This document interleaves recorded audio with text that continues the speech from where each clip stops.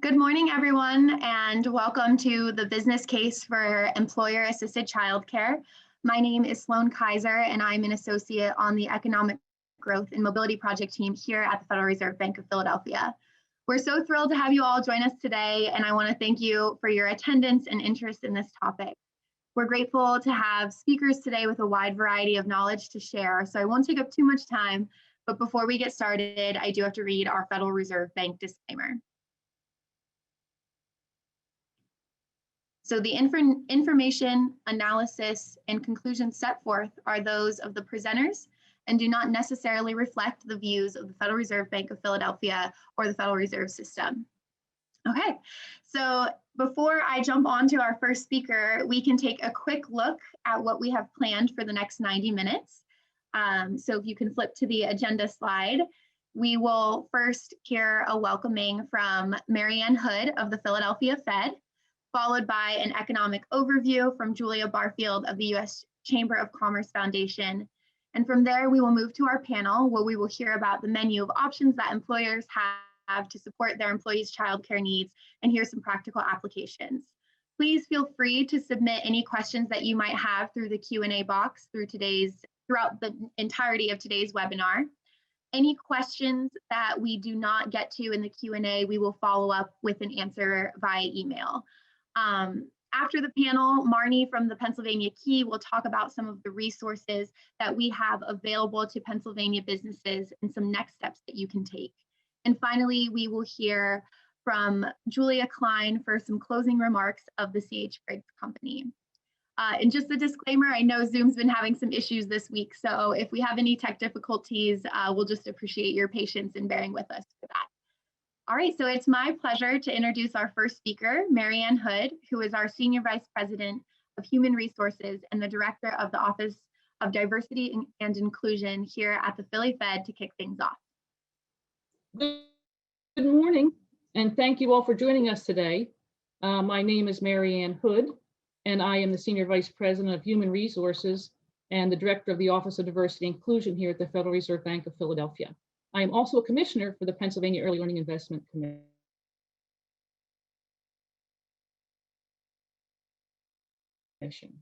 It is my pleasure to welcome you to today's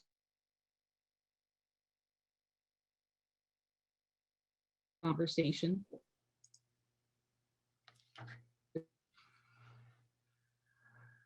Business case for employer-assisted childcare. The topic of childcare has been getting considerable attention as economic moment. In my role at the bank and as a commissioner, I recognize how important it is for business to be invested. And the system is working to raise childcare as the Fed is engaged in discussion. Our focus on the new and existing child-ready vulnerable sector. If we do not consider investing in our employees and communities' childcare needs, we challenges such as lower retention, decreased diversity in leadership, and lower workplace productivity. To put it simply, we recognize that many of our employees are parents and they need high quality childcare. A national survey deployed from the Consumer Finance Institute here at the Philly Fed found that finding childcare is a critical concern for people returning to work, and one that has increased by about 6% between July and September. The pressure for parents that they're facing in the wake of this pandemic is not equal. In December, women accounted for 100% of the net jobs lost in the US economy, with 76% of women with children under the age of 10 stating that childcare is one of their top 3 challenges during COVID-19. Additionally, senior level women are 1.5 times more likely to think about downshifting their career than their male counterparts. We also observed that racial disparities in childcare access. Parents of color are more likely to experience job disruptions during COVID-19, a fact that makes recovering from the pandemic economically more challenging and the need for childcare even more immediate. Companies are growing in concern that the pandemic will have a serious and long-term effect on women's careers and workplace diversity. The fact that you have joined us today is a testament to your organization's support for your employees and your community's childcare needs, and we are thrilled to have you. I am eager to hear from today's speakers about the menu of options that employers have in order to support their workforce in this space. So with that, I will offer my thanks to all the speakers today and to the Pennsylvania Early Learning Investment Commission for being a great partner on this event and for being a catalyst in this space for some time. All of us share a commitment to increasing accessible, high-quality childcare to our communities and recognize its importance for an equitable workforce recovery. I will now pass the program on to Julia Barfield of the U.S. Chamber Foundation to tell us why supporting childcare is so critical at this moment. Thank you again to all and welcome, Julia. Thank you so much, Marianne. And I just want to take a moment to thank Sloan and Andrea for their hard work in putting this event together. I'm really thrilled by the Philadelphia Chamber's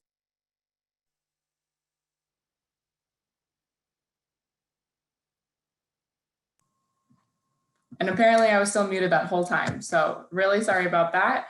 Gosh, you think like a year into this pandemic, we could figure out the mute button, but apparently we can't. So thank you, Marianne, and thank you, Sloan and Andrea, for putting this together, and all of your colleagues who have worked on putting this great event together. So my name is Julia Barfield, and I work for the U.S. Chamber of Commerce Foundation. If you're not familiar with us, we are the nonprofit branch of the U.S. Chamber, and our whole goal is to support state and local chambers and the business community in addressing education and workforce challenges that they're facing. So my team works on early education, but we have support for K-12 and workforce development as well. So with that, I'm going to go over a few of the options. I just want to give a full disclaimer. I pulled all of this content from a new resource we're about to put out in a couple weeks to help employers navigate the pandemic and their supports for childcare, but also post-pandemic life and institutionalizing or really legitimizing some of the supports that they've had that have been responsive to the pandemic and the childcare needs of their workforce, but may be options that they can put in long-term. So this is totally new content. If you have feedback, I definitely welcome it. And if you have questions, don't hesitate to reach out to me after this presentation. So with that, next slide, please.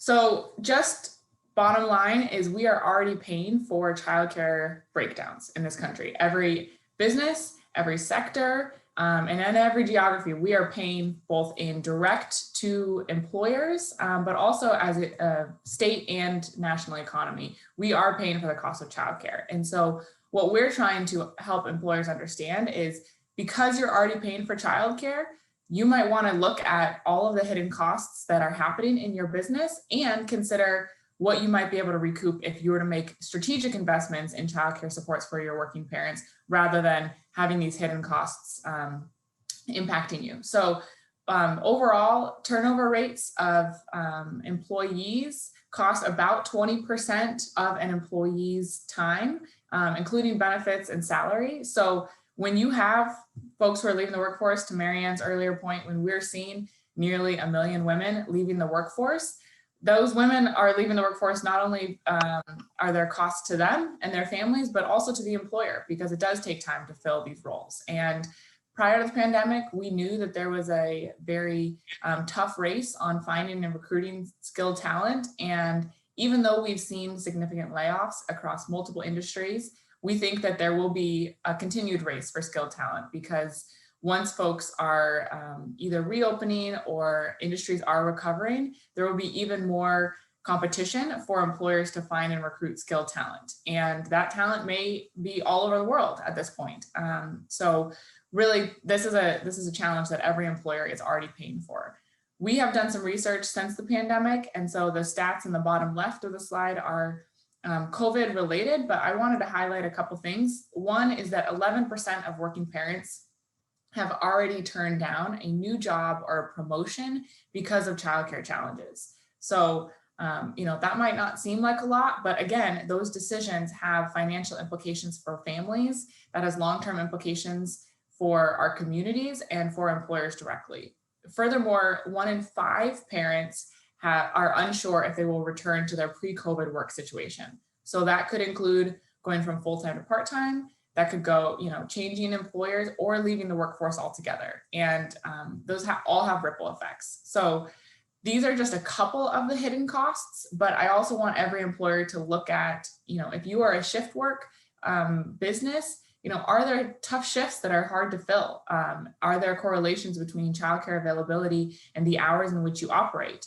For restaurants or retail that maybe their best business hours are evenings and weekends, there really are very few, if any, childcare options available during those times. And so sometimes what's happening for your business and where you really need skilled workers do not correlate with what is available for childcare. So I think there are a lot of questions that employers need to connect the dots and really bring together a cross-sector team looking at, hiring managers, line managers who are in charge of shifts, your operations team of when do shipment schedules or best business hours correlate with when childcare is available and open, and looking at the financial implications and HR of who's showing up for work, who is maximizing their sick time. And I say all those things not to blame parents, but just to help you understand that all your employees are not necessarily the same, right? And so if you have working parents with children under the age of 5 who are maximizing their sick time every year because they can't access childcare, then you are paying for that in their max out sick time versus someone who maybe has stable childcare or who doesn't have children who is not maximizing that sick time. So next slide.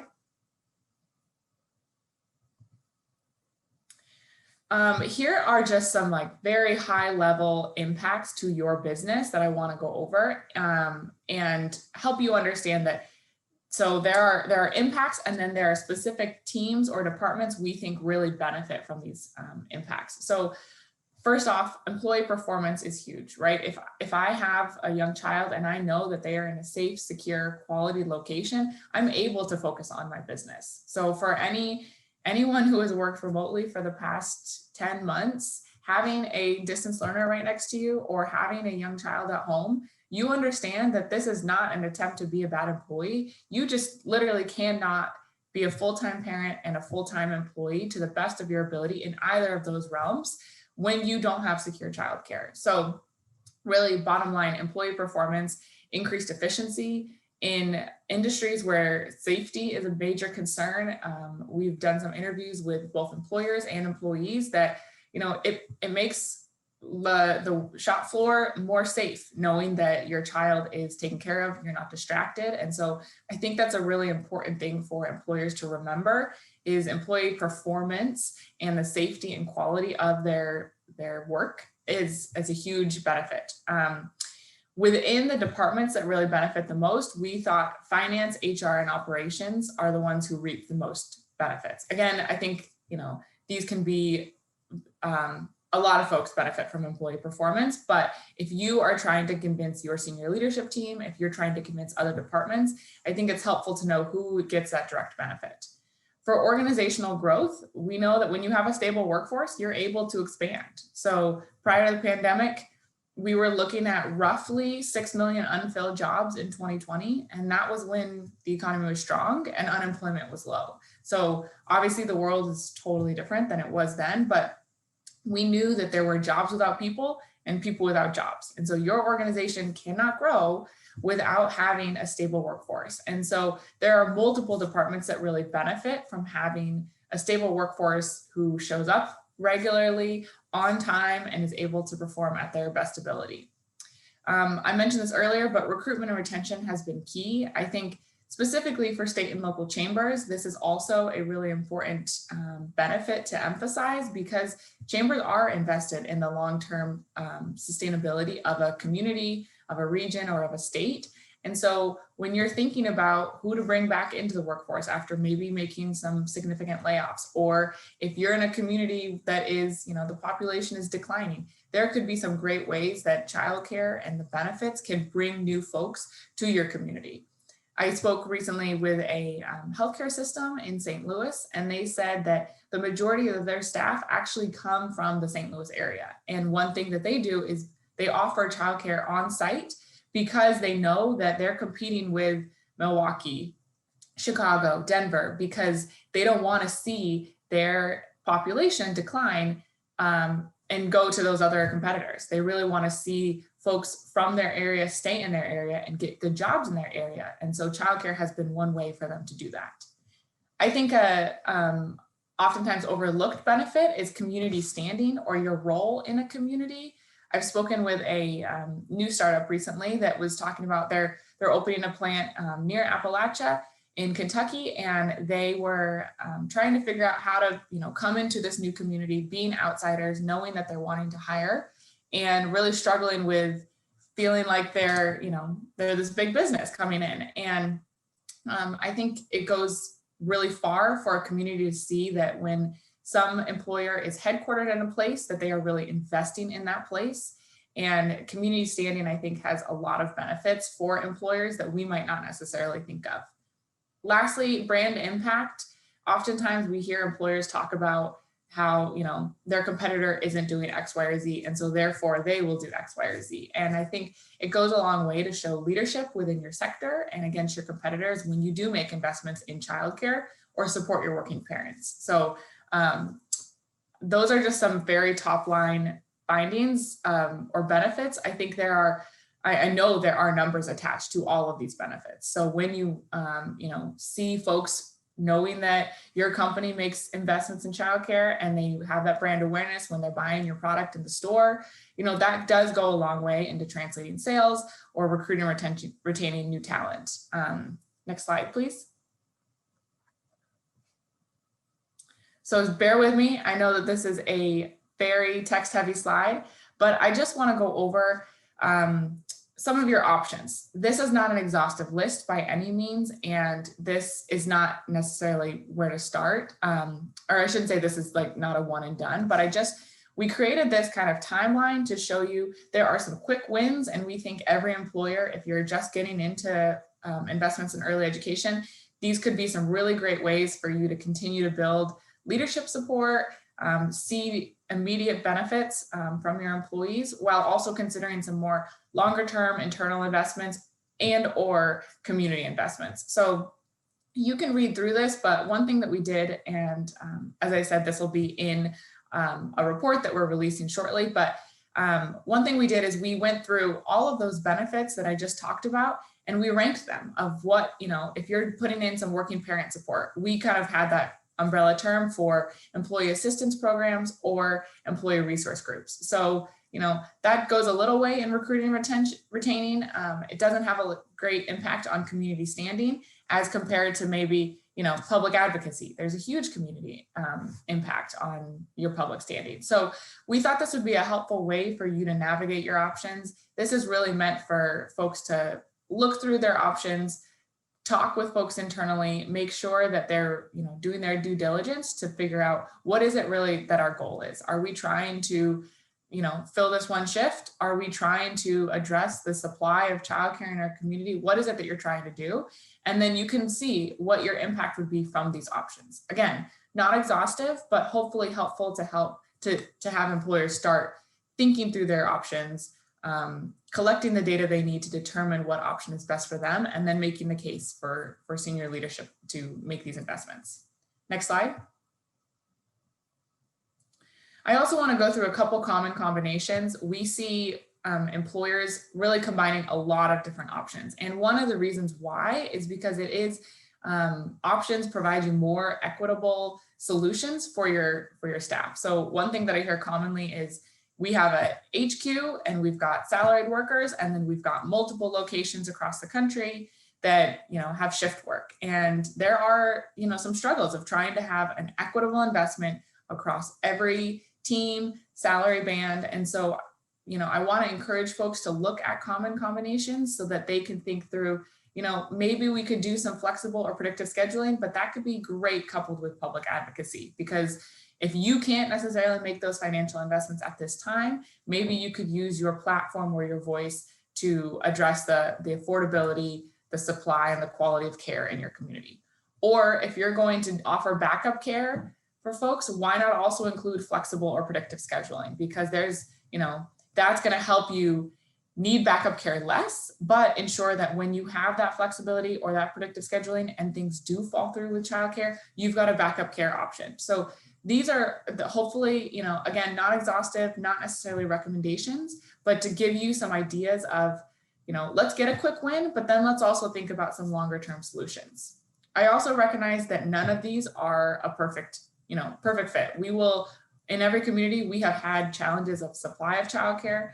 Childcare is still unaffordable, and quality is really varied across the country. And so none of these are going to be the exact perfect fit. And I'm sure, you know, as you engage with your working parents, you will hear about their childcare challenges. But I think it's worthwhile considering what else can we do and where can we build on the success we've had so far. So next slide, please.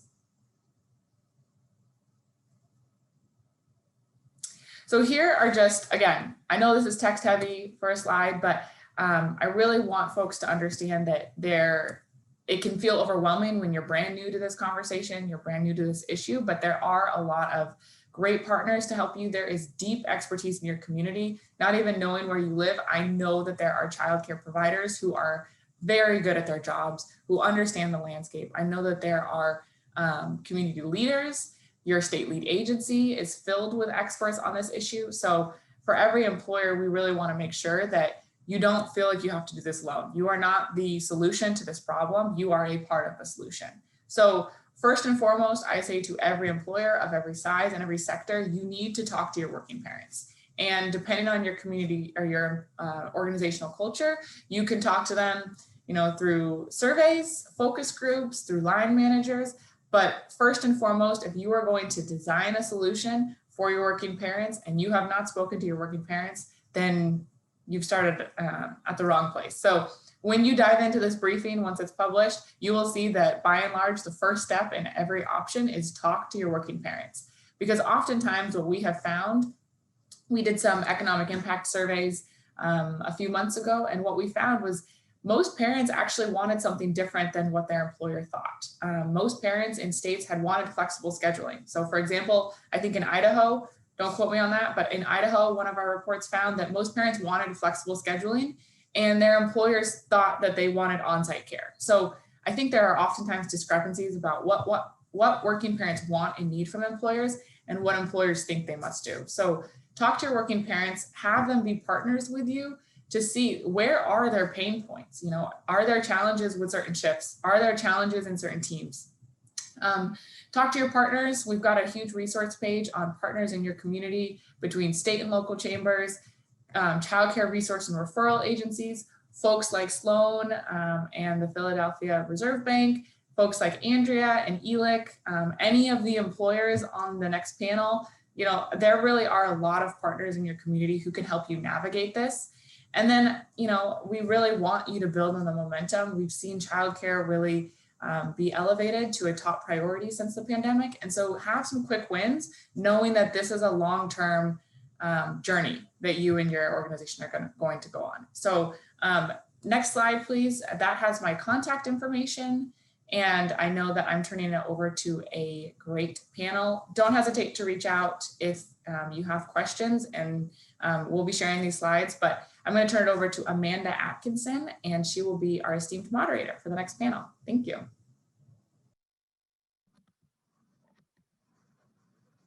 All right. Good morning, everyone. Good morning. I am Amanda Atkinson. I'm the Managing Director of Child Development and Family Services at Public Health Management Corporation. And access to reliable, safe, and effective early care and education is an essential support for working families, as Julia has outlined. Within the Child Development and Family Services Department at PHMC, we are committed to identifying strategies that strengthen quality and increase family access. And we recognize that employers are important stakeholders in this work. In 2016, with funding from the William Penn Foundation, the PHMC Child Development and Family Services Group collaborated with our PHMC Research and Evaluation Group to produce a report about Philadelphian approaches to employer-supported childcare options. And this report really described the ways that employers could act to support employee access to high-quality early care and education services. I am pleased to revisit this important subject today with our panelists. We have with us today, we can advance the slide, thank you. Bill Grant, who is a consultant and former owner and CEO at Hildebrandt Learning Centers. Alexandra Gotts, Principal of Human Resources at Vanguard. Claudia Curry, Director of Women's Center at Community College of Philadelphia. Bob Maida, Tax Managing Director, KPMG, and Melanie Braunfin, who is Policy Advisor with Louisiana Policy Institute for Children. We're going to begin our discussion with Bill Grant. Good morning, Bill. Morning. Great. Bill, I think perhaps your video may not be on. Great, thank you. So, Bill, we know that you have experience helping businesses implement strategies to support their working families through quality childcare. And, you were an essential key researcher in PHMC's report, in the development of that report. I'm wondering if you could share with us, based on the data that Julia presented, from the context of your history and expertise, what are the core reasons, what are the barriers that employers face in trying to implement some of these strategies? Thank you, Amanda. Well, the following list I'll discuss is not all inclusive, but are roadblocks employers have expressed to me over the years in the employer-related childcare business. And I'm going to also give you some ways to overcome some of these barriers. Cost and liability are in most cases the first two barriers that employers mention when considering any type of childcare assistance. Costs may be significant when offering payment vouchers, rate agreements with providers, or full-blown on-site employer-provided centers. Experienced providers or childcare management companies can be a valuable resource to guide you through the financial issues to help you arrive at a decision to move forward. Liability, as I mentioned, is also a barrier. If there are any thoughts of moving forward, especially in the all-in decision, as I call it, that I'll describe a little later, the first call should be made to your legal counsel and your insurance providers. These professionals will help you guide you in arriving at a comfort level if the decision is to move forward. Some organizations that I have worked with over my years have established separate entities to provide their on-site childcare operations and/or added an additional level of comfort by outsourcing the operation to a management company. Next barrier that I've seemed to run into is licensing and certification requirements. If an organization goes down the path of considering the provision of an on-site center, the construction design, equipment packages, staff requirements, and program development may be beyond the capabilities of the organization's talents. There's also equity issues. Issues with employees without childcare age children may arise as an employee concern. You should be making the case that recruitment, retention, and reduced absenteeism by providing childcare is a benefit not only to the company, but all who work for the organization. Not my issue. I've heard that where employers have said, why should I get involved with the family issue? The short answer is because it's good for business. Recruitment, retention, productivity, community image are all just a few of the benefits that would accrue. Quality. How does an employer perceive a quality program for their employees? State rating systems, licensing regulations, and NACE accreditation, along with on-site evaluation, will assist in arriving at a comfort level with the quality of programs. Expansion of the benefit, because some employers have been concerned with this. By dipping the employer's toe into the childcare pond, this benefit service may grow beyond what the organization originally intended. Over time, the employer may see the return on their initial investment as positive and welcome expanding the service.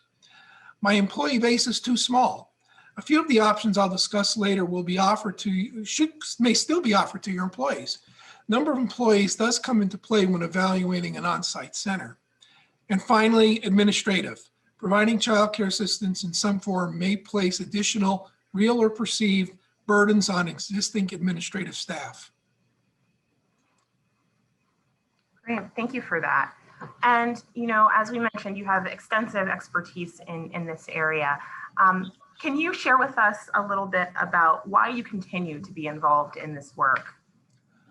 Well, I've been involved with childcare for 25 years. I've established over 100 employer-related childcare centers.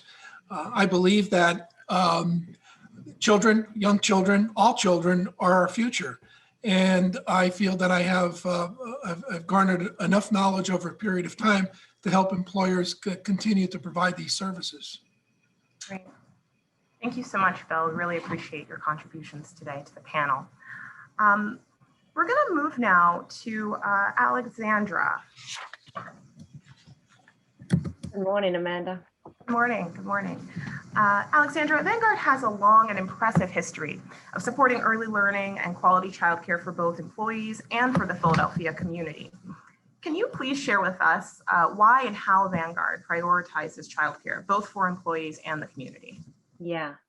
Well, let me first start by saying thank you for putting this program on. I think it's much needed in the current environment. But let me start with the community in terms of your question. So Vanguard's signature charitable priority is really focused on supporting early learning for children, mostly in areas where they are growing up in poverty. And we do that through our Vanguard Strong Start for Kids program. This program has provided funding for hundreds of childcare providers. We also provide volunteer time and talent, which is really preparing young children in early learning to get ready for school through reading programs, through teaching their parents almost how to work with children to get them ready for starting life at school, because the evidence has shown that when we do that, they have a much higher rate of staying in the schooling system, which is great for our future. In terms of our children, for our crew, and I was about to say, I will call employees crew, which is going to be confusing because I can't get back to switching to employees. But our crew, we have actually 5,000 crew who are working parents for us with children under 13. So a big proportion of our working population at Vanguard. And we really have to prioritize that childcare to enable that they have the right infrastructure in place. And that they have a little bit to what Julie was saying, like the peace of mind that they can come and serve our clients in the best way possible. So it's really important for us to enable those things. And prior to COVID, we had the dependent FSA situation. We had subsidies for childcare. We even had, which is a big benefit and lots of parents love it, is we had a 13-week camp program during the summer vacation, which is heavily subsidized by Vanguard. So prior to COVID, we had numerous things in place already to support our working parents. And can you tell us a little bit about how the pandemic has shifted the ways that in which Vanguard supports employees, particularly around childcare? Yeah, I mean, this is a very fluid environment, as a lot of you will be experiencing.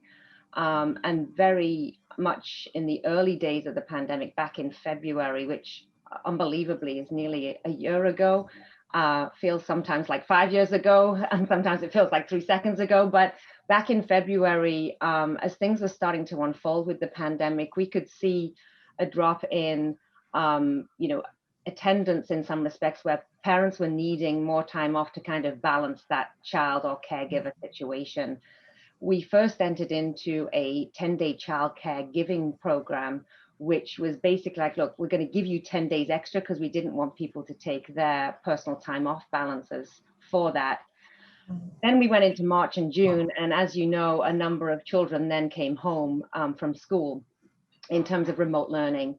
And essentially with the remote learning situation, I think parents kind of stumbled through that. But by June, when there was no summer camps, there was no kind of infrastructure, not even the structure of remote learning in the home through schooling, the parents really started to suffer for us. That's when we started to see an increase in applications for unpaid leave of absence, for example, because parents were finding it difficult to cope.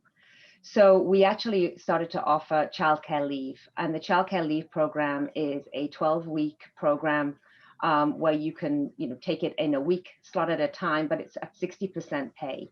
You're not required to work. You actually take time out of work. We wanted to take work off the plate, if you like, of our working parents and not have to think about that, because a lot of them were struggling with the juggling priorities of looking after children and feeling like they're being 100% effective there and serving our clients and being 100% effective in that situation. And very much we were worried about the mental health scenario of a lot of our working parents because it was starting to take a big stressful toll. So we had that in place up until December of 2020, but obviously this pandemic has gone on way longer than any of us really first imagined that it would. And we have just extended that till June of this year. If you've already taken the 12 weeks at 60% pay, you get an additional slot of 6 weeks at 60% pay. So we really feel that we've lent in there on the childcare situation. For everything else, you know, we have a great new offer in terms of mental health, because that's a problem for the pandemic across all of our crew, whether that just be working parents or not. You know, this environment is not conducive to mental wellness. And trying to offer a program there through LIRA, and Wealthy, which is a new program for us, which is actually a concierge service helping anyone who is a caregiver get help for their loved ones. And when we say loved ones, that's a very broad term. It can be your children. It could be if you are a carer for your next door neighbor. It could be for your elderly parents. So we're very pleased to offer our crew that. Great, thank you.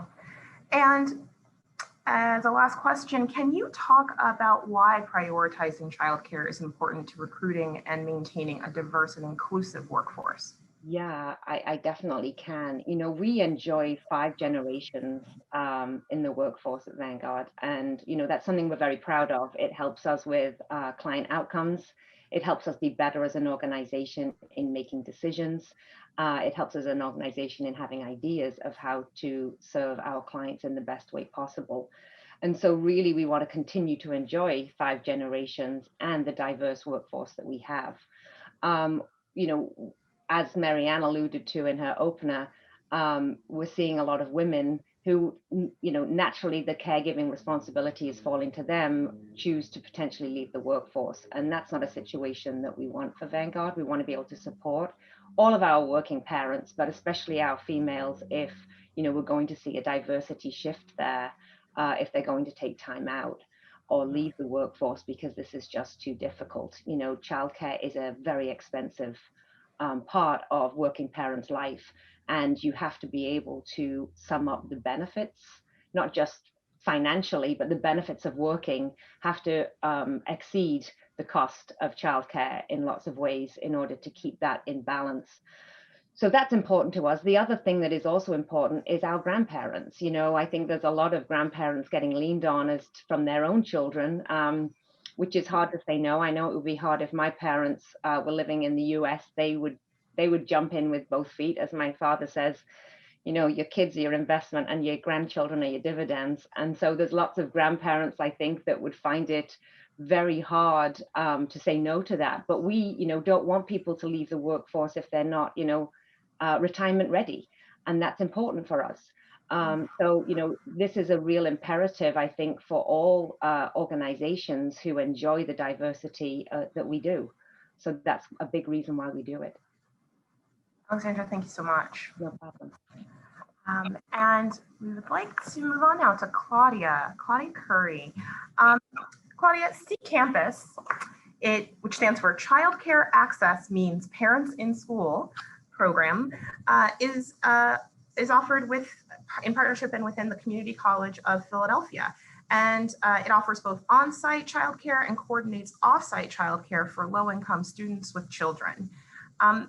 Can you tell us a little bit about who CCAMPIS serves and how does the program impact their ability to participate in the workforce? Well, good morning, Amanda, and to everyone. And thank you, Amanda and Sloan, for putting this together.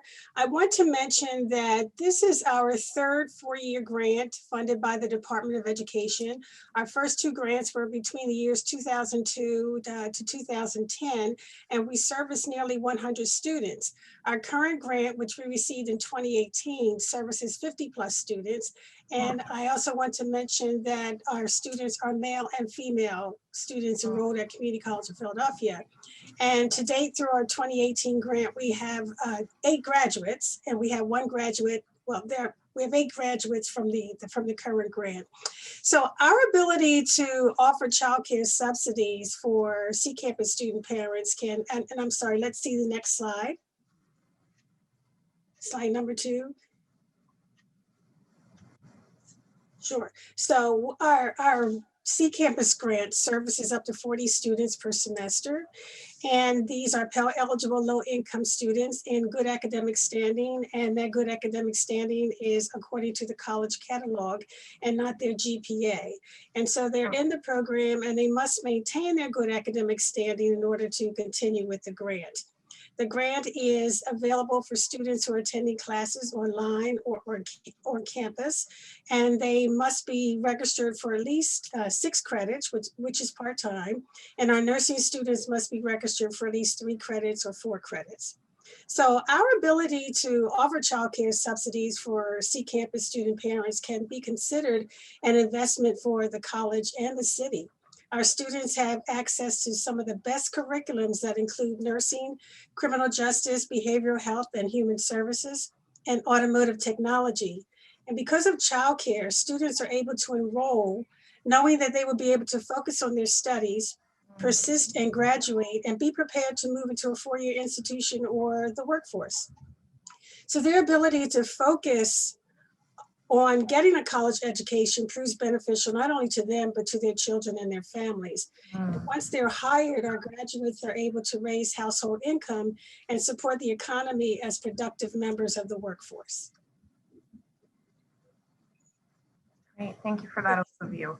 And can you tell us a little bit about the ways that you utilize both the on-site childcare and your partnerships with local childcare providers to meet the needs of your employees and students? Well, one of the selling features of our CCAMPIS grant, particularly for 2018, was the ability to demonstrate that the college offers on-site childcare. The center services students and employees at discounted rates. Our site is on our main campus in Center City and convenient, especially for students who study at the main campus and employees who work at the main campus. Another key feature of our proposal was the ability to identify and provide information about providers within our 1930 zip code area, as well as areas where our regional centers are located. And those areas are the Northeast, Northwest, and West Philadelphia areas. So this offers students a choice of where they would like to have their children enrolled. The capacity of our on-site center is 108, and 50% of the spots are reserved for the community. So with this, it was important for the college to identify partner providers who meet the CCAMPIS requirements and are willing to participate in the CCAMPIS program. And you mentioned this, the importance of choice, parent choice around this. Can you help us understand a little bit about why you believe and understand quality childcare? So that choice for quality is important for both your on-site and your off-site partnerships. Sure. According to NACCE, there are over 30 NACCE accredited providers within a 10-mile radius of the college and over 140 NACCE accredited providers within a 2.5-mile radius, which is one of the things that we mentioned in our grant proposal. So in addition, there are 1,620 Keystone Star providers in Philadelphia, and 286 of those are ranked as high quality, having attained a 3- or 4-star accreditation, including the college's on-site 4-star development center. So there are 254 Star 2 providers, and our providers, in order to be in the program, must be Star 2 or higher. So in addition to our childcare providers being DHS certified, to participate in the program, they are required to be accredited or working toward accreditation by one of the national accrediting bodies, such as the National Association for the Education of Young Children, again, which is NACCE, the National Association for Family Childcare, and the National Early Childhood Association. And again, providers are required to have at least a Keystone Star 2 accreditation to participate in the program. Our on-site center is also NACCE accredited, and among our nearly partner providers for the 2018 grant, 2 are NACCE accredited, 13 are Keystone 4, 12 are Keystone 3, and the balance are Keystone 2. So knowing that a child care provider is accredited assures our student parents that their children will receive quality child care and engage in social development, participate in a consistent curriculum that helps to build their cognitive skills and provides emotional support. In the instance of the 2-generation strategy, while offering childcare through CCAMPIS, the college assists student and parents with addressing a number of issues such as poverty, food insecurities, literacy, school readiness for their children, preparation for the workforce, and economic stability. And in keeping with the two-generation approach, CCAMPIS not only supports low-income and Pell-eligible students, but also children from their households. Thank you very much, Claudia. You're welcome. Participation this morning. We're going to move from our employer panelists and have a conversation now with Bob Maida. So a couple of the employer options touch upon tax credits for employers and for employees. And we know that there are opportunities for businesses to participate in tax credit programs that benefit the larger early education field. From PHMC's research, we also know that many businesses are not aware of all tax credits and benefits available to them. We're fortunate today to have KPMG's Bob Maida to provide a summary for us. Thank you so much for creating this resource, this slide that you've shared. Bob, can you give us an overview of your tax credit resource? Sure. Yeah, Amanda, thanks for inviting me to speak on this important topic. There's a number of programs that are out there, and they range from what's available to the employer to what's available to the employees. And so we'll talk about each of those at the federal level, and then we'll talk about Pennsylvania specific. And of course, what happens in Pennsylvania also may apply to other states for those that are more national, have a national presence. There's probably similar programs in your states to the one we have here in Pennsylvania. But for the first one, the employer provided childcare. It's basically an income tax credit. And my 3-year-old is walking in right now, of course, as I start speaking, which never hurts, helps. Hold on. And so the federal employee credit is for 10% of child care resources and referrals, or 25% for operating an actual child care facility. And so with that, it's a federal income tax credit. It is limited to $150,000 per year. And basically, the biggest issue we see is A, employers don't know this credit exists, or B, the credit being limited to $150,000. If you're a large organization, it may not be material to you, and so you may not track it and go through it. So one of the things we could do with our employers that are out there is encourage them to raise all this, right? Raise the limit that it shouldn't be limited to $150,000 per year, so you could get more, and also raise the funding available from the federal government in terms of the percentages. We're also seeing a major shift from actually operating child care facilities on site to giving resources available for child care. And those costs are, again, the referral piece is only 10%, whereas the facilities themselves are 25%. So equalizing those percentages so that the benefits offering these services to your employees become more equal and basically more applicable to the client, to taxpayers that are out there. The next credit on here is actually for the employees. It's a child care credit. It is for up to $3,000 per child, based, or $6,000 if you have more, 2 or more dependents. Of course, there's a lot of talk with the new Biden administration on what's going to happen with this. And so for this one, there's talk of rather than making it an income tax credit, there's talk of making it a refundable credit. There's also talk of giving payments out to individuals throughout the year, as opposed to making it an income tax credit at the end of the year. So you actually can use it to offset monthly expenses as needed. The next one down is the dependent care FSAs that has been talked about before, and that's basically for employees. They can choose to elect up to $5,000 as a dependent care spending account, which basically gives them a deferral of income taxes and helps them save money so that they can get some benefits and be able to hopefully afford childcare. And then the last one is actually a really interesting program that Pennsylvania offers. It's actually more for organizations, and a lot of our child daycare facilities or schools or different organizations that help educational improvement in Pennsylvania is for businesses, and actually applies to individuals as well. There's specific ways that can be done through special purpose entities. Is if you contribute to these organizations, you can get a 75% state income tax credit. If you commit to doing it for 2 years, you can get a 90% state income tax credit. And so what happens with this and why this is important is, if you think about it, obviously one of the things that drives the cost of daycare and providers is just the general cost, right? So if we had businesses out there coming together saying we need more help, we could donate this money, which would lower the operating costs of our childcare facilities, which would allow for lower costs to the parents ultimately. And given these options that you've presented here, what do you recommend as a simple and effective tax credit strategy that can be easily adopted by an employer? Yeah, the first one is, I mean, honestly, the first credit is fairly straightforward. It's, if you are tied with some referral service for daycare, or you run a facility, you're just capturing those costs and taking that benefit to help. Again, I see in the Q&A code, in the Q&A chat room, I see a lot of people asking, how do you get organizational support? This is one way to get organizational support, is to say, hey, some of these costs are going to be defrayed.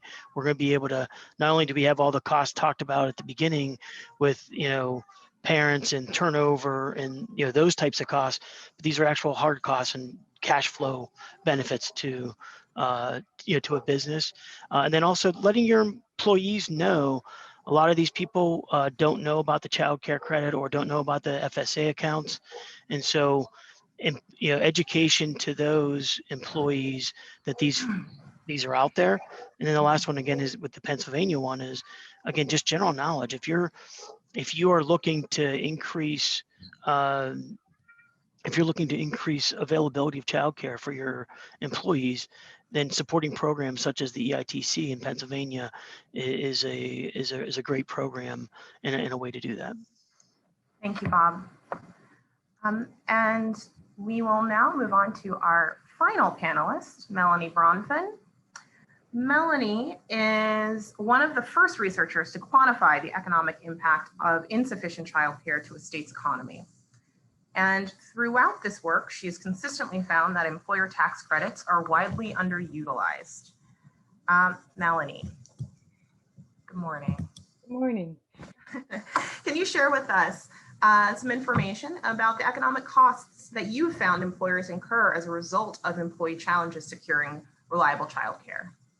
Sure. And again, may I, as everyone else, thank you all for putting this on. It's an issue that has been dear to my heart for many years, and I'm so excited to see Pennsylvania taking it up, especially the Federal Reserve there. So many thanks to everyone who's participating today. Yes, Louisiana has a tax credit for employers very similar to the federal one.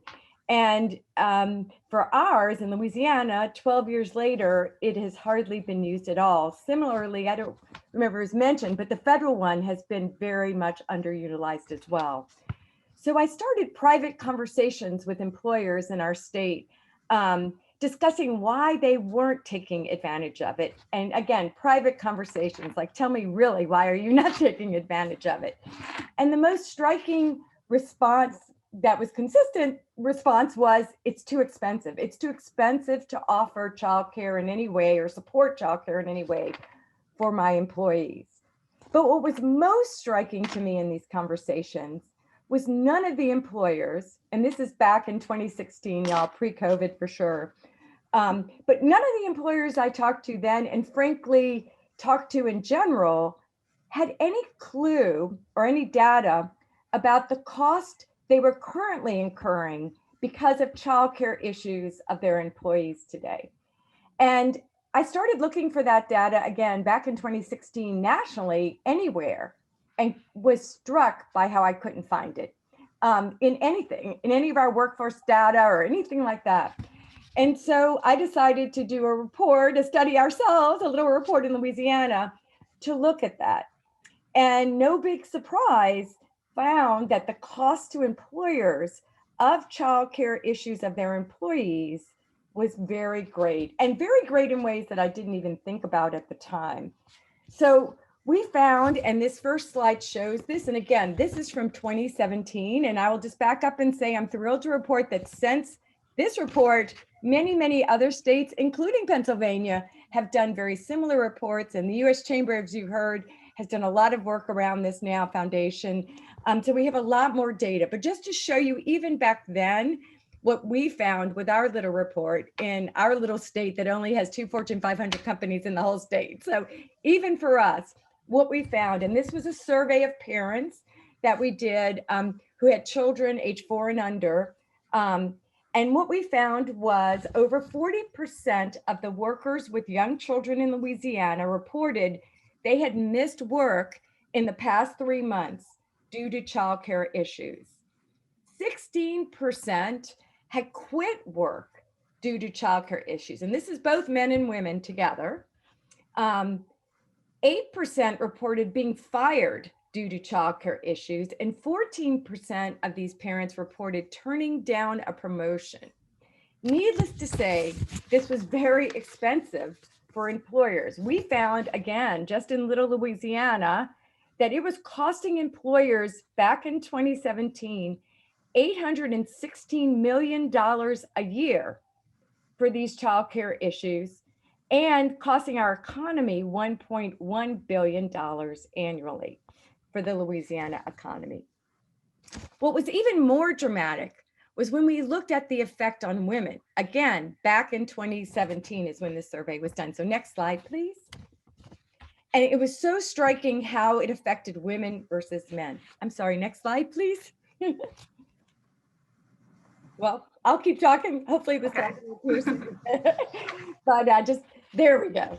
So for women versus men, again, of young children, parents of, back. We skipped ahead 2 slides. Back to the previous slide, if you would. We found that for women, 15% of women versus only 2% of men reported quitting their jobs because of childcare issues. 5% of women versus only 2.5% of men reported being fired. Again, it's the previous slide, y'all, whoever's doing the slide. And 12% of women versus only 2% of men reported turning down a promotion due to childcare issues. So when you think about a place like Louisiana, where our biggest employers, private employers, are healthcare industry. My husband's a doctor. Over 50% of med school classes now are women. Oh, I didn't even talk about going from full-time to part-time. 16% of women versus 3% of men. Again, this is back in 2017. When you think about the workforce issues of today and tomorrow, of trying to fill there we go, now you can see it yourselves. But anyway, and when you just think about filling workforce, nurses, we have emergency rooms that can hardly function for lack of nurses right now. And this is, again, pre-COVID. I don't even know with COVID, we haven't heard that data. But anyway, when you think about filling the doctor's needs, when you have women going down to part-time because of childcare issues, et cetera, just as a workforce issue, this issue of childcare as affecting our workforce. All of this, which we found with our little report back in Louisiana in 2017, again, if you look at the reports being done in your state, many states, and even nationally now around this issue, it all bears out very similar to our little report. And in fact, I was very excited to see Harvard Business School took up this issue in a report they did in 2019. And theirs was great because it surveyed both the employer and the employee, and found, no surprise, a huge disconnect in what an employer thought it was costing them versus what, in fact, based on the employees' responses, it was actually costing them for childcare issues. I should say, actually, they looked at a caregiving issue. So they were actually looking at both elder care and childcare both together. So Melanie, that seems really consistent with some information Julia was sharing. Exactly. Julia has followed up the foundation that has followed on this path in a big way, which has been fantastic. If you go to the next slide, it shows the Harvard, just a summary of the Harvard report. But basically what they found, you have to go too forward. They found that only 24% of employers thought that caregiving, no, it's back one more slide. There we go. Only 24% of employers thought that caregiving issues influence their workers' performance.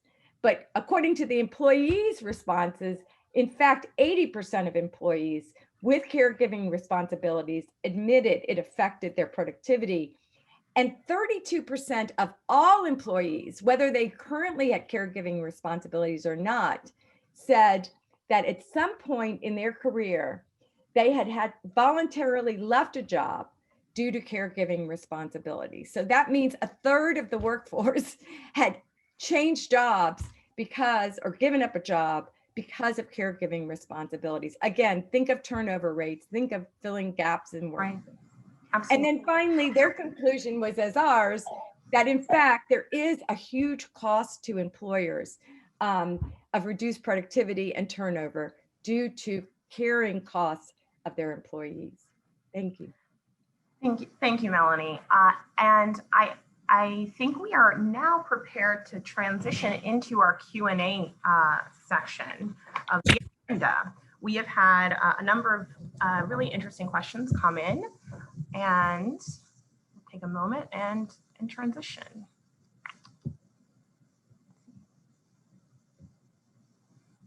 Make sure everyone can get their videos on. Thank you. So some of the questions are directed to specific panelists, but I invite anyone from the panel to respond if you feel you have something to contribute. So first, the first question is for Bill. And Bill, is it possible for an on-site childcare center to break even or even make a profit? Yeah, absolutely. I think that's a misconception that a lot of employers have, is that these are going to be losing propositions.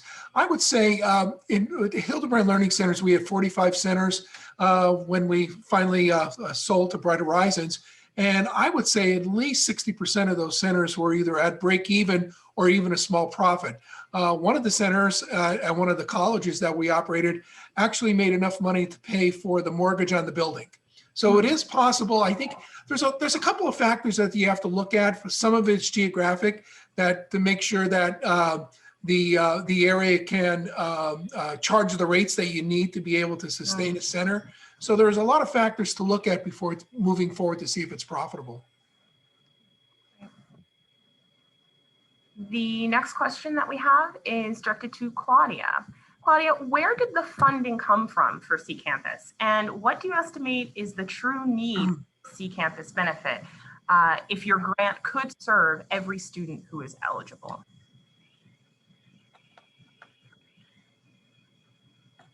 Nice if I turn off my mute button. Again, the CCAMPIS program is funded by the Department of Education. It is a federal grant with very absolutely strict guidelines that we service only low-income Pell eligible students. Without the grants, students would probably not be able to attend college because they don't have the funds for childcare. And childcare can run anywhere from, let's say, $165 to $200 plus or $300 plus a week. And so our goal is to work with the provider. We have a childcare specialist, Kelly Lake.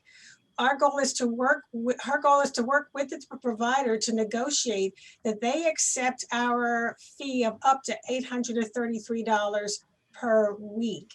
And so our other goal is to ensure that the student does not have an out-of-pocket cost. There've only been a few situations where providers say, no, I can't accept the $833. And so we've worked with the student to make sure that he or she could pay that out-of-pocket cost. So for 2018 up until now, we've only had maybe 3 or 4 students that have had the out-of-pocket cost. The benefit is also retention.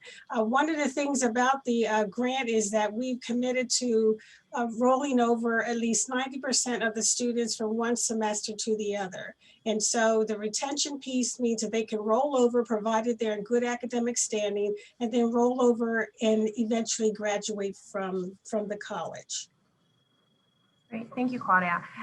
There's something in that question that might be about whether you are currently able to, if CCAMPIS is currently able to serve every student who is interested in or is eligible for that service. Every student that is eligible, is Pell eligible, has dependents, is a parent, comes in good academic standing, comes in with at least 6 credits, and 3 credits for nursing and allied health students.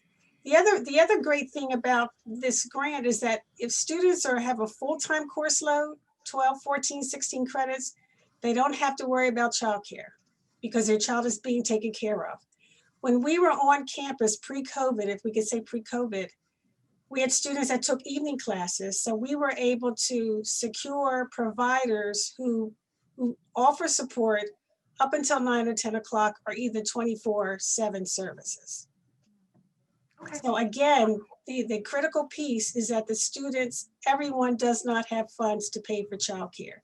There are students who have received CCIS. If they're getting CCIS, they cannot come into our program. What we're finding now as we interview students who are enrolling for our grant for this spring is that CCIS has either dropped them or said we cannot accept you because it appears that they're not funding students who are studying online.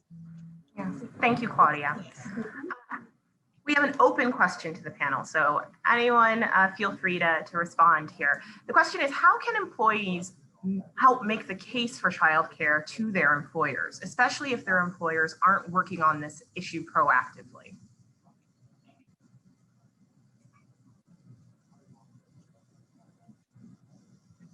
I'm happy to dive in and help answer that question. I do think a lot of the data that you've heard today will be very useful in being able to create that argument with employers. And I think Julia mentioned something I think that is really interesting on brand going forwards. I think in the 80s and 90s, I'm a Thatcher child. So in the 80s and 90s, a lot of the questions at interview were, what are you doing for women in the workplace? A lot of the questions in 2000 was about sustainability and environment. I do think questions of the future for employers is going to be, what did you do in the pandemic? And what did you learn about your culture and your organization? And how have you changed? I do think that will be a question that prospective talent is going to ask. And so I do think, what is your story, right? What are you going to say in the war for talent that is always going on in being able to sell your organization and your culture? I do think it's a very important aspect as to how you have dealt with this. It's a human crisis. How you have dealt with this will tell a lot about your culture. So I would say the argument for me is, yes, the stats are the stats. And that's the bottom line. Stats are increasingly starting to become more expensive with people leaving the workforce and having to hire and retrain and losing diversity. I think all of that we've heard today. But I would also think about, hey, what is going to be your attraction of the future when you get asked that question?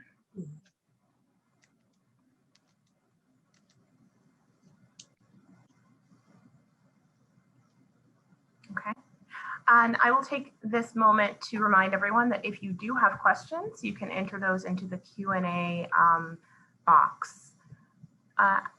Bob, the next question is directed to you. Your video is off. I want to make sure you're actually available at this moment. Maybe okay, great. Thanks, Bob. So the question is about the $150,000 limitation of the credit that you described in your overview. And the question is the $150,000 limited to the corporation total? And is it possible if the company has subsidiaries to take advantage of the $150,000 per subsidiary? Yeah, the answer to that question is, generally speaking, from a federal income tax perspective, they will look at all the companies as part of a control group, and that limit applies to the whole control group. So you would not be able to take, let's just say you had 5 subsidiaries, you wouldn't be able to limit by each one, generally speaking. Okay, thank you. The next question is back to Alexandra. Alexandra, what percentage of parents have you seen utilize the parental leave program? And have there been concerns about this leave impacting career growth? So in terms of the percentage, we've actually seen about 14% of our working parents take up the leave in some various shape or form. And the reason that I say that is the career growth comment is an interesting one, because we actually haven't had any concerns about that. And I think that's more in the design of, you don't have to take it in a block. You can take it a week at a time. The average number of weeks we've actually seen our working parents take has been 7 out of the 12. So we've actually not had people take a full 12 weeks off. That's been very rare for us. But I do think it offers a layer of flexibility in offering a leave like that, where you can dip in and out as the demands of your home life changes.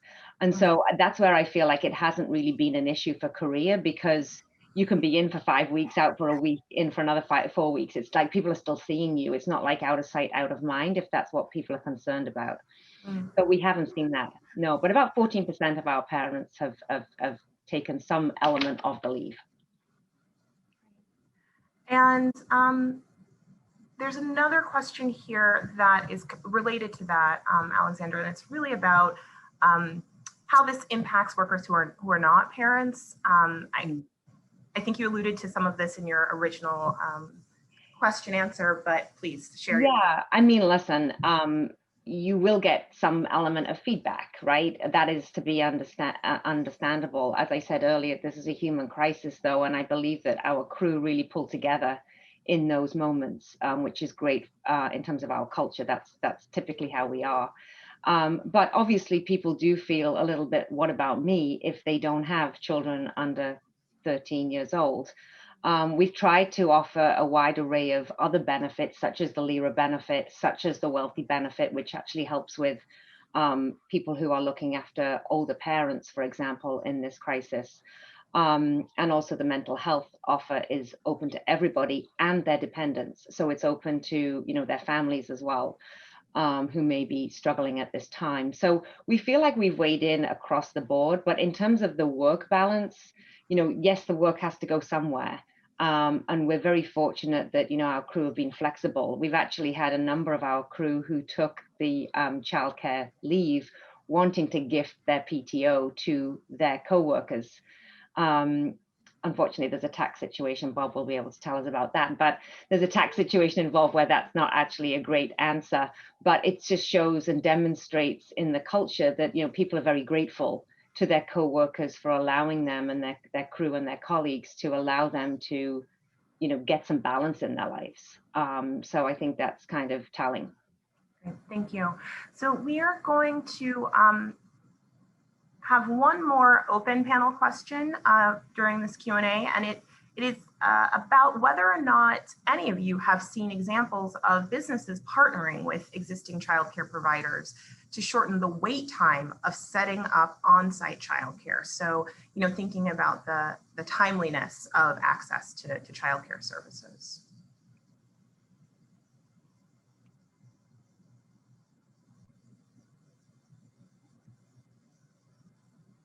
Perhaps not. Okay. No, not been an option for us. Yeah.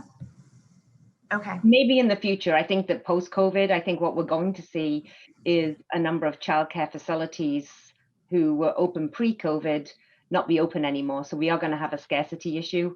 We are going to probably have a cost issue.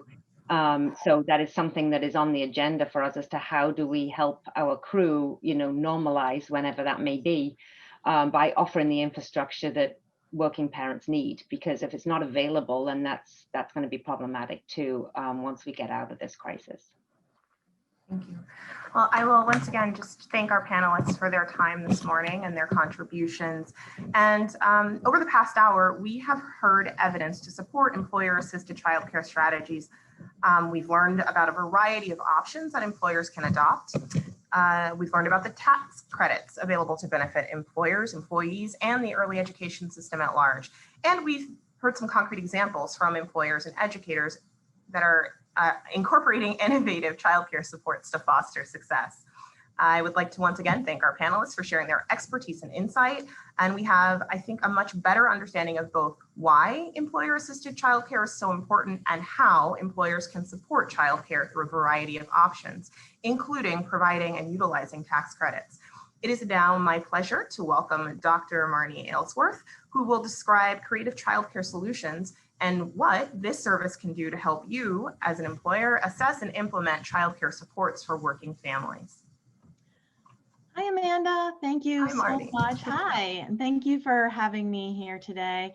I want to start by saying there's a giant windstorm here, so if I come in and out, it's because my Wi-Fi is struggling to stay alive. So the Pennsylvania Key has been operating what we call creative childcare solutions most recently. We developed some systems supports for businesses because we have been supporting early childhood for over 15 years now across the state of Pennsylvania. And in doing so, we certainly have heard examples of and evidence of all of the things that our panelists have been talking about today in terms of challenges for both the businesses, but also for the families. And so what we also know is there's a language barrier between businesses and childcare providers in many cases, as we speak different languages. And so we knew that there was a way to leverage the strengths of both systems, but that task could be daunting because of that language barrier. And so these supports are really designed to help businesses and childcare providers come together and find solutions for their employees and their workforce. And so I want to just describe some of the services that we have to offer. Specifically, we start with an initial consultation, and this is really to get a sense of the business needs, the demographics, the intent and the goals of the employer. And that goes in hand with a workforce survey. And it actually speaks to some of the content that Julia was talking about in the beginning about talking to your working parents, really to get an idea of what they not only are experiencing with childcare, but also what they believe they need, what they're hoping for, and what would make their work lives more accessible, really. And so it's a twofold. It's looking at the business needs, it's looking at the workforce needs, and then the employer can take that and they can go with it and they can interpret it and move on from there.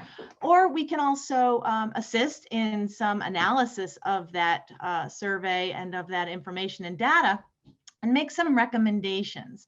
And that would be based on our lens from a statewide perspective and the expertise of our staff, along with the business and the representation from the employees, because we really want to be able to make some sound recommendations based on what's most conducive to the community and that particular business.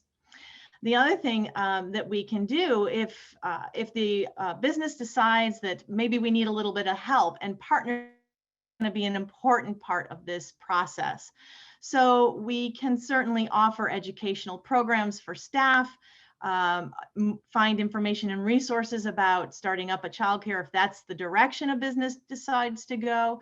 But we can also make connections in the communities that employers are operating, because the ECE field is very connected and has a great deal of expertise.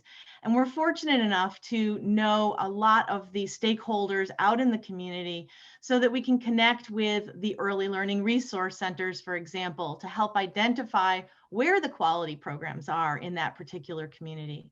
Or perhaps we can link them with certain childcare. If they know who they are, but they're just not sure how to approach them or the conversation to have, we can certainly make those connections. So there's a lot of different ways that we can go in terms of supporting a business. Often it's just a matter of not knowing what the next step is. Once you know what you need, not knowing exactly what to do about that.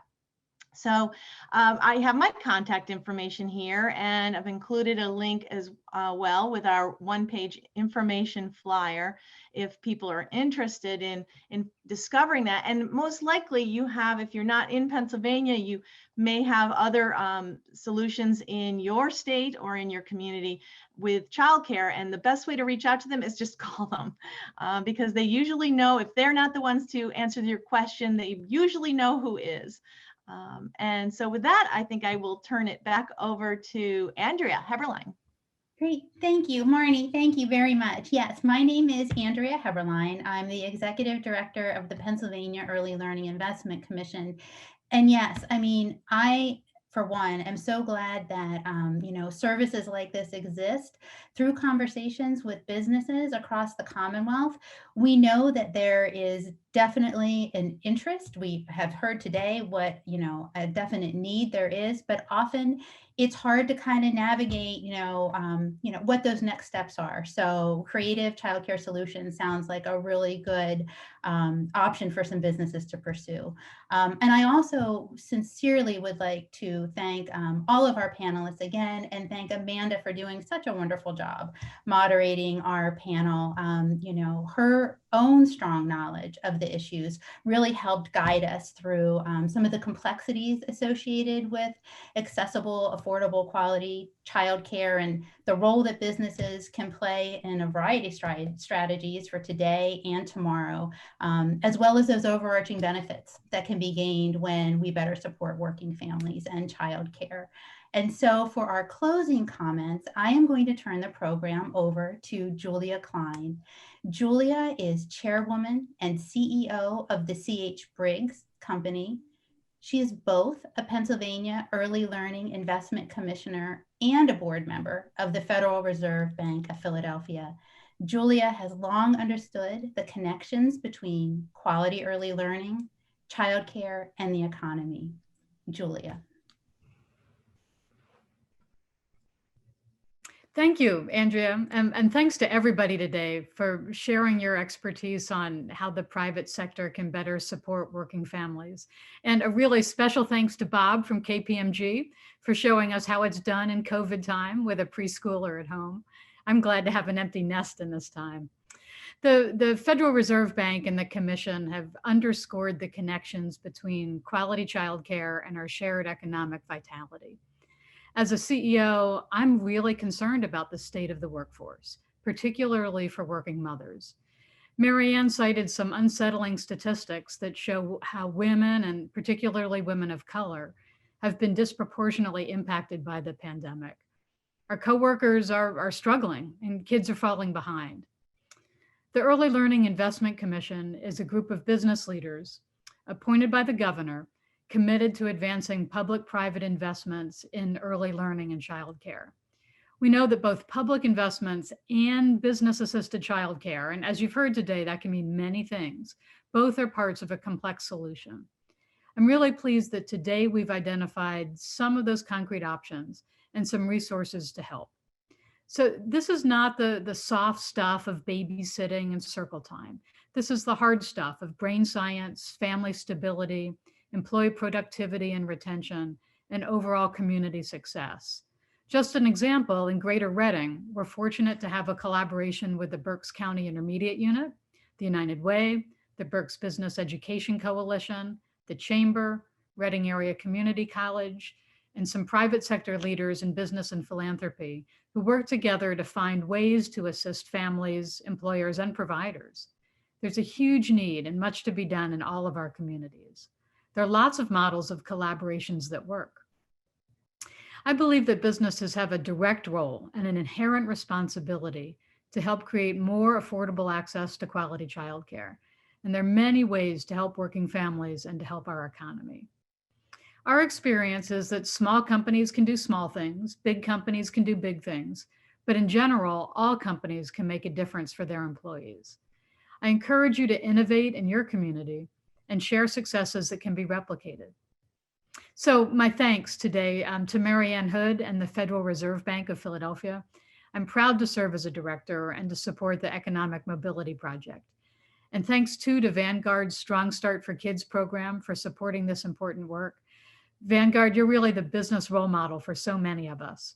And thanks to all of you for your time and interest this morning. Thanks. Thank you so much, Julia. And thank you so much to all of our panelists and speakers today, and to everybody who helped to put this event together.